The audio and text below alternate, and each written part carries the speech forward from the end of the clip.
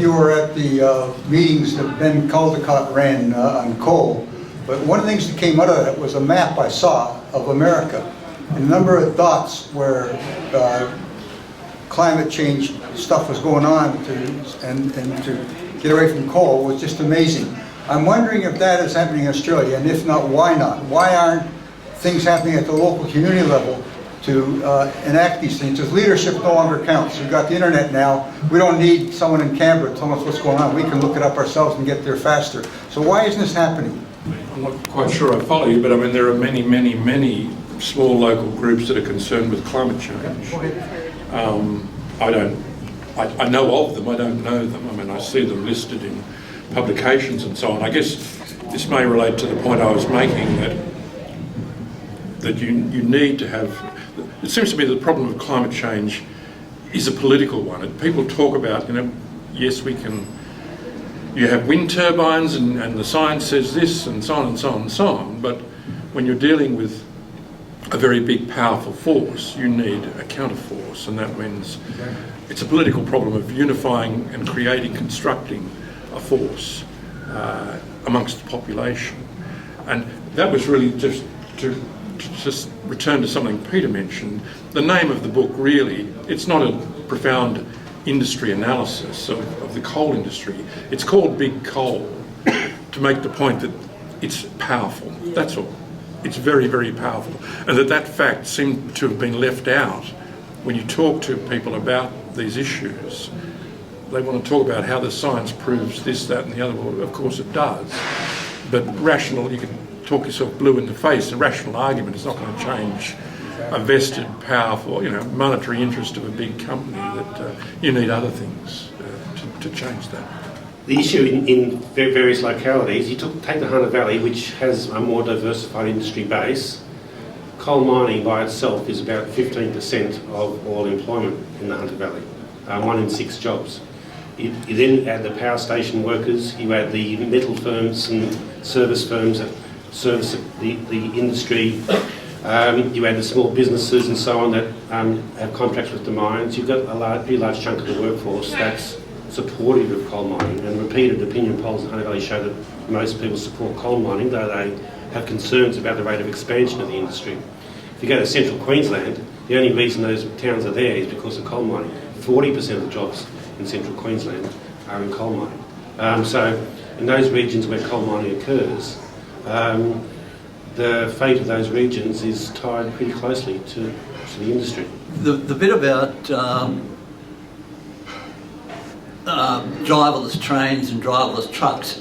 Now, I realise that there's some guy down there in Perth on a computer and a screen that's driving these things, but surely it can only be a one-on-one.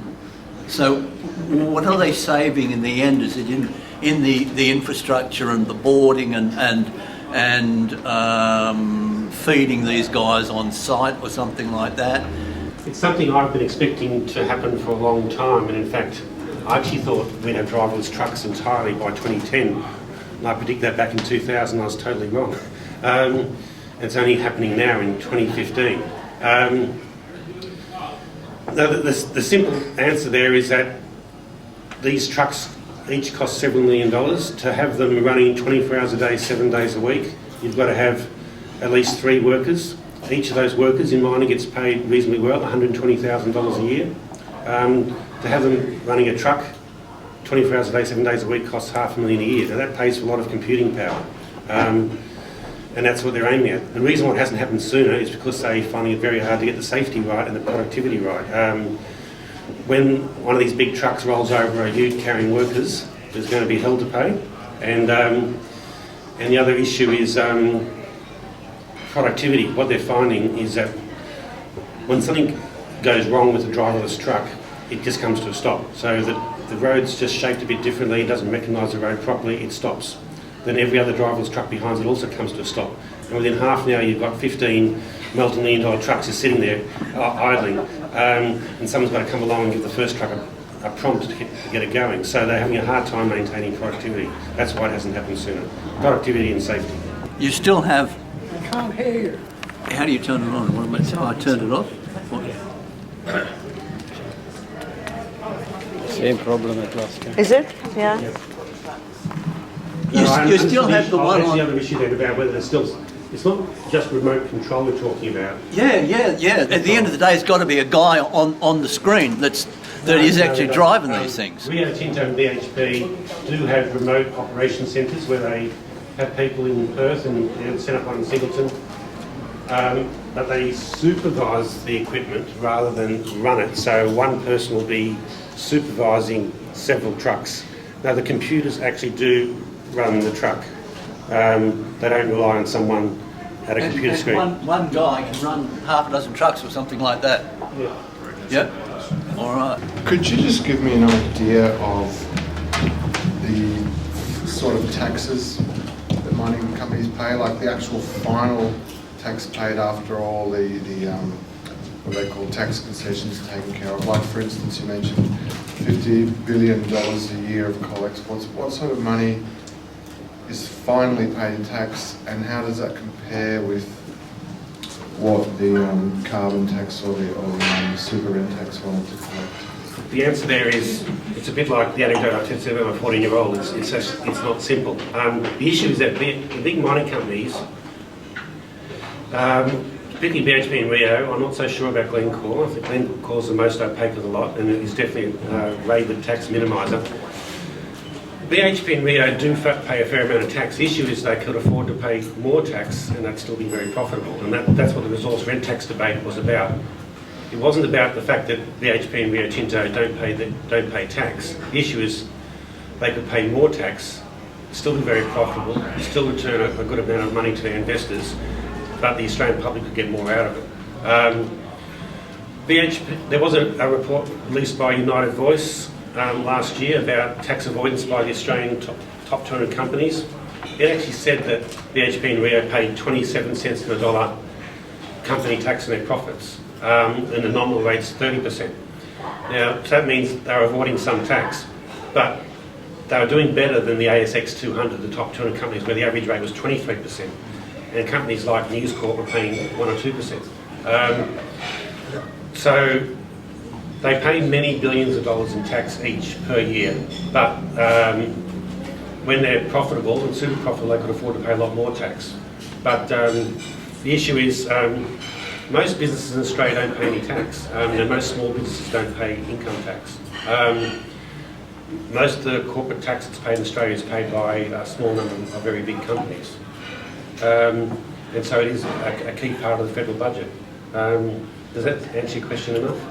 Yeah.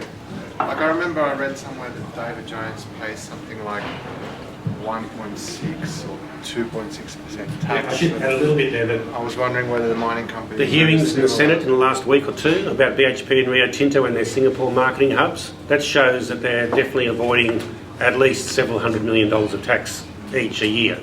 That's still only a small part of the tax that they pay. That's how big they are, and that's how much money they make, how much tax they pay. They should be paying their full set of taxes. They shouldn't have Singapore marketing hubs as a way of avoiding tax. But they still do pay a lot of tax, but they should be paying more. Peter mentioned the possibility or possible feasibility of carbon capture and storage as a way of making the coal a bit cleaner. But as far as my understanding is that we're still quite a long way away from such a technology being feasible, let alone the commercial viability, what before the infrastructure of pipelines and so on. And of course there's the danger of if some of it should escape, and if it's in volcanic sort of areas or any areas prone to geo instability and so on. As well as another thing which I've heard is that by reducing or the amount of carbon, then some of the other substances like the other methane content and so on could still be quite a problem. So I was going to ask you about what's your thoughts on those difficulties. And the other thing too is that when we had Greg Combay here, I think last year, he mentioned something which I think most of us certainly weren't in agreement with, where he supported the idea of coal seam gas as being an interim measure until we get to 100% renewables. So I was wondering what the position of the union is on that also. Fundamentally, carbon capture and storage has, I've got a creeping feeling that it's basically missed the boat for the power generation industry. The industry has been using it as a fig leaf to cover inaction. They should have been spending a great deal more money a great deal sooner. There are 2 carbon capture and storage power plants working in the world, but it's just so little, so late. And renewables have become much more cost effective over the last decade. But the issue with getting down to zero emissions is that there's a lot of emissions that don't come from power generation. Power generation worldwide is about 25% of global emissions. In Australia it's high, it's about 30%. A lot of the emissions come from transport, from industrial processes, from agriculture and so on. And you've got to work out what you're going to do with those emissions. And with industrial processes, things like iron and steel, cement making, pulp and paper, these things, there's a lot of cooking processes in manufacturing that release CO2.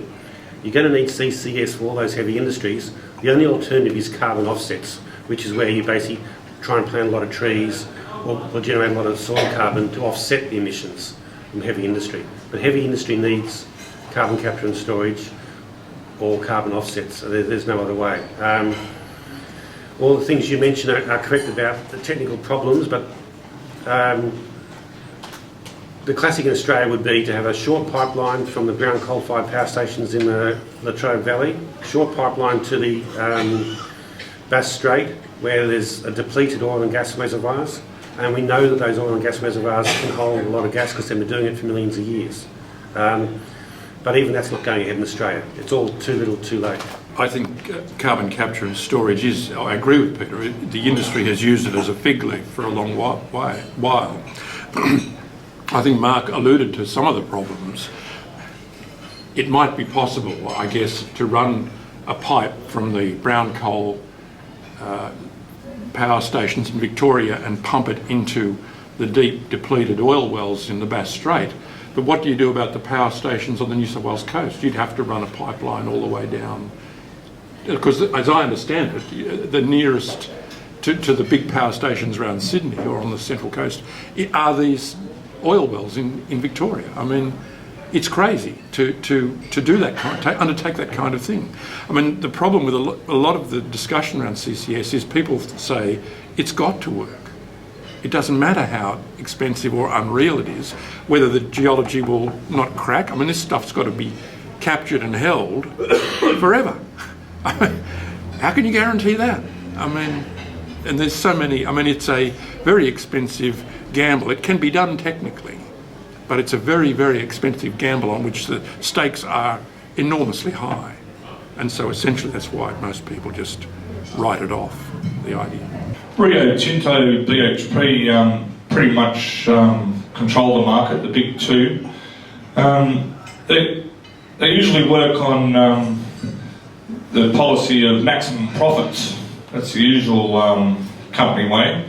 But for some reason they're doing the complete opposite, and they're driving prices down as low as possible, which is stuffing up the world basically, especially Russia and a lot of countries like that, and Australia. Do you think, what's your thinking of the reason for this? Are they trying to bring about a recession, depression to the world? Or another question, you're talking about global warming and thus. Fukushima radiation that's constantly leaking out into the Pacific, it's already made its way to the California East Coast, bring havoc. Can you see the day where it can make its way to the Antarctic ice sheets and cause damage there? Is that a feasibility or not? In terms of Fukushima and the radiation, I think if it went to the ice sheets, I can't see how it would affect them. I mean, it's not going to melt them. It's a contamination rather than a warm water or something like that. I'm sure it's spread halfway all around the world. You don't think that radiation would warm up the water? Well, I don't think so, no. Look, on the iron ore price, Rio Tinto and BHP are doing what all good capitalist companies do. They're trying to crush their competition. While prices were high, a number of small operators came into the market. A rising tide floats all boats. Now that they're waiting until there's a bit of oversupply, and they're pushing it hard. They're determined to drive other competitors out of the market so that they return to the situation where there's only 3 big iron ore producers in the world, which is BHP, Rio Tinto and Vale in Brazil. It's just classic capitalist competition. You probably have seen the film Frack Man, which is depressing but inspiring, actually. So just a couple of questions. I was shocked to see Halliburton as one of the major players in CSG mining in Queensland. And so I'm just curious if Dick Cheney still has if he's still running Halliburton. Yeah, sure. What their presence in Australia is, and who is actually QCC who pop up all the time. And if in fact the new Queensland government is doing anything about reneging on those contracts that the Labor government, I believe, signed in Queensland originally for QSG mining. Thanks. I helped write a book on coal, not coal seam gas, so that the depth of those questions would escape me. As I understand it, what little I know, or what I've seen recently, is that a huge investment has been made in converting into a platform, a huge factory at Gladstone to convert the coal seam gas into liquefied natural gas, and the economics of that are now starting to come unstuck, or they're not as firm as they thought they would be. So that's one major consideration, I guess. Do you know any more about Halliburton's? No, I thought Cheney's connection with it ended some years ago. I mean, Cheney's an evil man. I don't know what, Halliburton, I don't know what they're doing here, frankly. Thanks. We'll lock him up on 9/11. I'm not an oil industry expert either. CFMU doesn't have members in oil and gas extraction, so we don't have members in CSG. Look, Halliburton is an oil and gas industry engineering and services company, like Schlumberger, which most people haven't heard of, but they're very big oil and gas industry technical services providers. So where you see oil and gas, you're going to see these technical services providers, not just the big companies. And with regard to the size of the Queensland industry, it's almost beyond comprehension how it's gone from being non-existent to being huge. It is going to become Australia's 3rd biggest export industry in the next 2 years, and it's going to be bigger than the gas industry in Qatar, currently the world's biggest provider of gas. In the United States, fracking and shale oil and gas has been instrumental in it's going to shift in the United States from being a major oil importer to being an oil and gas exporter.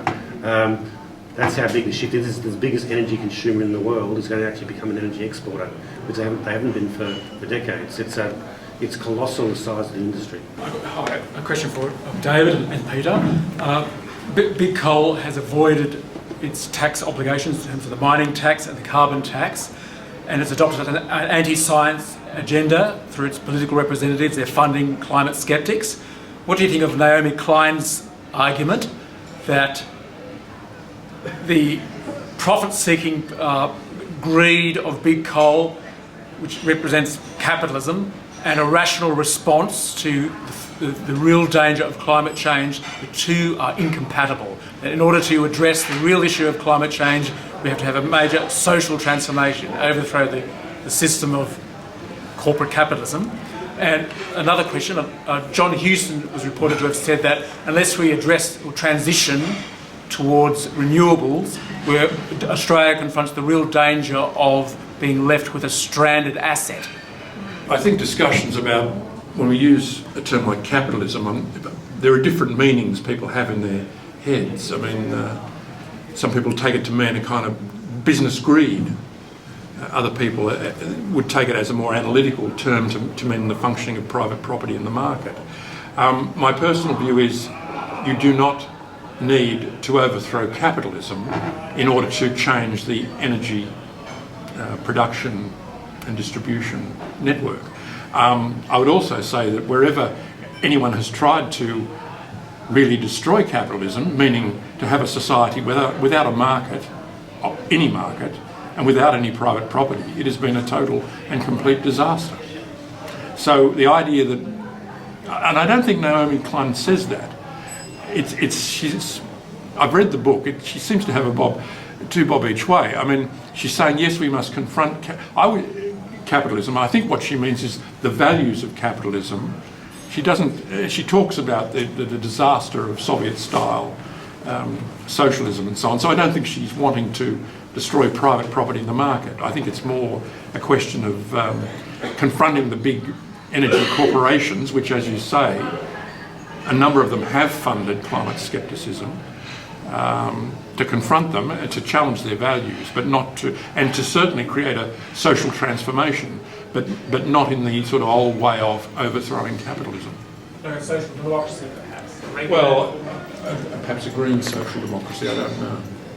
I'm sure all of us who watched the press conference with Chris Bowen announcing detailed policy about superannuation tax would have been very heartened that at least here now, the ALP, Labor, is actually developing specific policy that challenges the, not only the government, but also the elites that are behind it.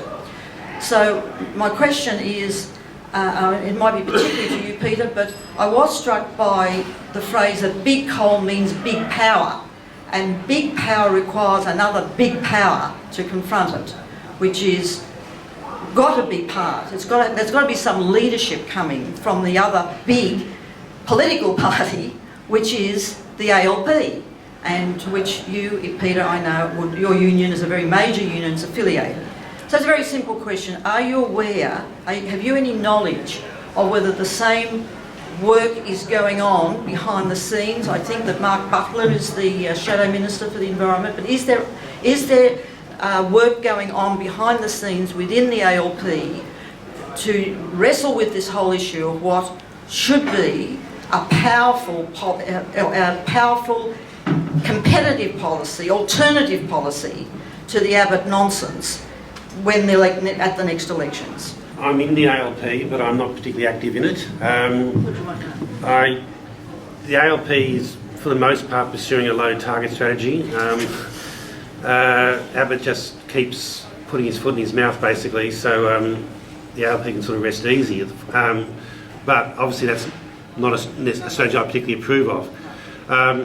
When it came to the carbon price, and Greg Combes, Climate Change Minister, there was a massive arm wrestle with the coal companies about the topic I mentioned, that they were saying we're an energy-intensive export industry, we should be entitled to free credits for our emissions, which is what the aluminium industry got, and iron and steel and so on. Greg Combes resisted that with union support, and it was behind the scenes a pretty big battle. I mean, it wasn't that behind the scenes. The industry was campaigning for an exemption, and they didn't get it. But as a government, you do have to pick and choose your battles carefully. The way Kevin Rudd and Wayne Swan handled the resource rent tax debate was a debacle. They picked a fight, and Kevin Rudd thought he was friends with big business, and they would let him do it. They didn't. They smashed him. So I think the strategy that's actually really happening is about, there are people who make money out of renewables, and there are people who make money out of other green industries, and it's the issue about which bits of capital lose out and which don't. It's pretty clear from all the technological development and economic modelling that's been done that a transformation can happen to a low emission economy that doesn't actually threaten capitalism as a whole, only threatens particular bits of business, and they don't run the whole economy. So it's more problematic in Australia because basically mining and banks are such a big part of Australia's economy. That's not the case in most parts of the world, but that's the issue about it. I suppose the strategy is about splintering and fragmenting capital rather than taking it on as a whole. It's too big a battle to win, basically. I would just say that the question related to that is about Labor and the Greens. And there are many people in the Labor Party, I think, who think that if they fight hard against the Greens voters will come back to Labor. I don't think that will happen. And I think that whatever, we've got to get away from the sort of finger pointing and accusations and anger between Labor and the Greens, and it's on both sides, sectarianism and so on. I think we're in a situation where if there's to be progress and to be probably Labor governments in office that hold office, there's got to be some kind of better working relationship between Labor and the Greens. The Red Green Coalition.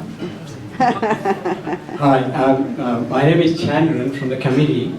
My question regards to something that Tim Flannery said in his interview at 7:30 report last night. He was interviewed by Lee Sayles. Among the many things he said, one thing was about China. He said that China is definitely moving away from coal, and that is a fact. Now, do you then agree that the writing is on the wall for the big coal industry, or do you think that what Flannery said there's more to it? I think I said at the beginning of my talk that coal is going to be in decline for power generation probably substantially by 2030. China has made lots of statements about the fact that it's got massive air pollution problems. That's actually generally not from the new coal-fired power stations, it's from the old power stations and it's from the old industrial processes that are still happening in so many industries in China. But they have a massive air pollution problem and they know they need to clean up their industry. They have announced that they're going to try and cap coal production and use.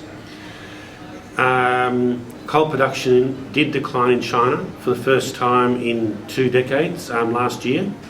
But is that a blip or is it the start of a trend?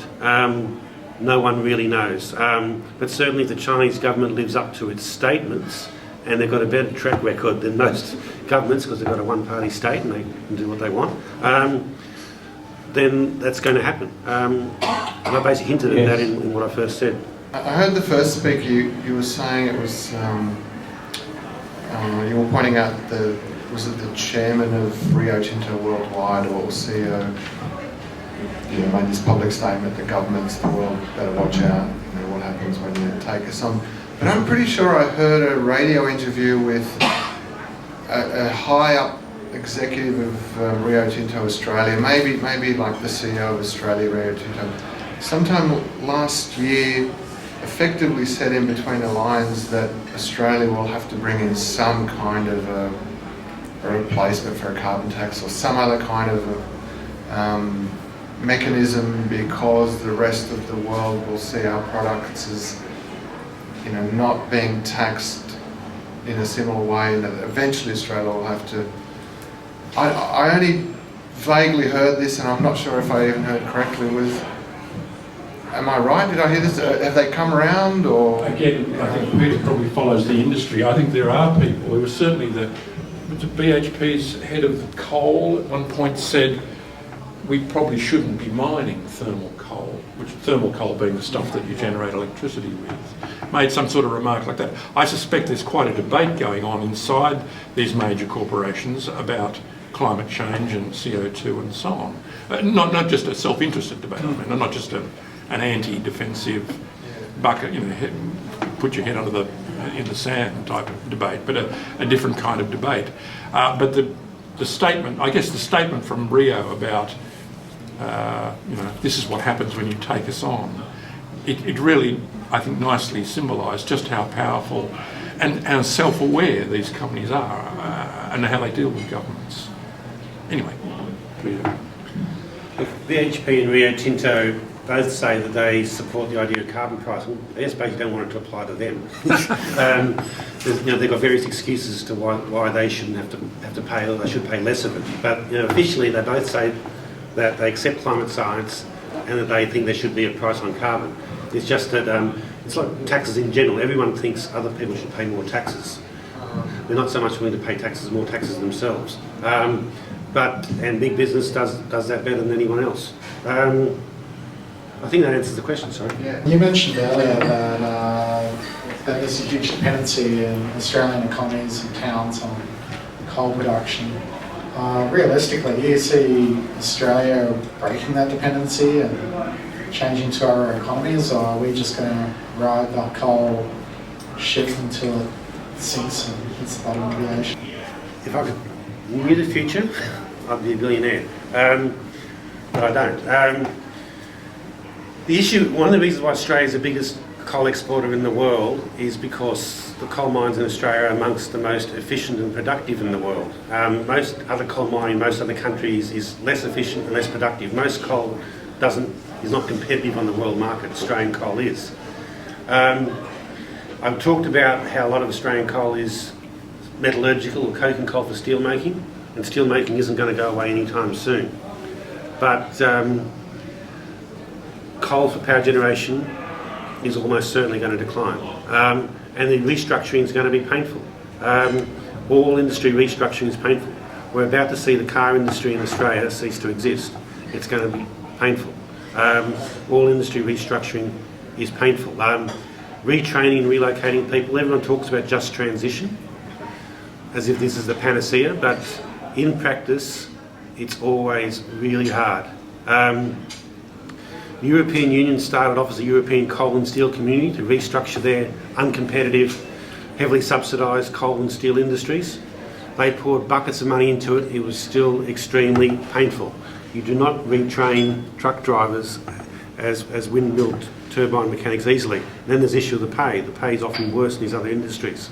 So all I can say is that the industry is going to restructure. Industries are always restructuring, and it's going to be messy and it's going to be painful. Talking about the demise of the car industry, if it wasn't for the free trade agreements, and if we brought in tariffs, do you think that could have saved the car industry?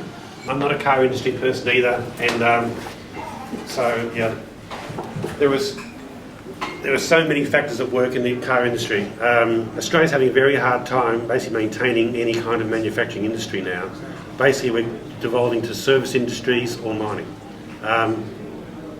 And I regard that as a problem. I think a lot of other people do, but some people don't see that as a problem. We just don't have any manufacturing.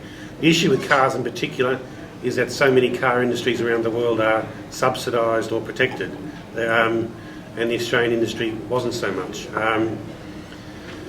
China and Malaysia and Indonesia all protect their car industries, but Australia didn't anyway to the same extent. So we couldn't survive against that sort of. There was massive oversupply around the world in the car industry, massive overcapacity. But that's what I know about it, and I'm not an expert in the car industry. Basically sold out. One aspect of all this, of course, is, and it was articulated to all people by Barnaby Joyce, was to say, well, we may not live in a peaceful world forever. A country that can't build ships or create vehicles puts itself at risk in the longer term. If you're cut off, if you're in a war, whatever, you want to be able to have, these things have a value which is not just reduced to dollars and cents in the short term. You want to have a functioning economy which can actually produce wheeled vehicles, because you may need them, because you may not be able to get them for anywhere else. Could you please thank our speakers for tonight?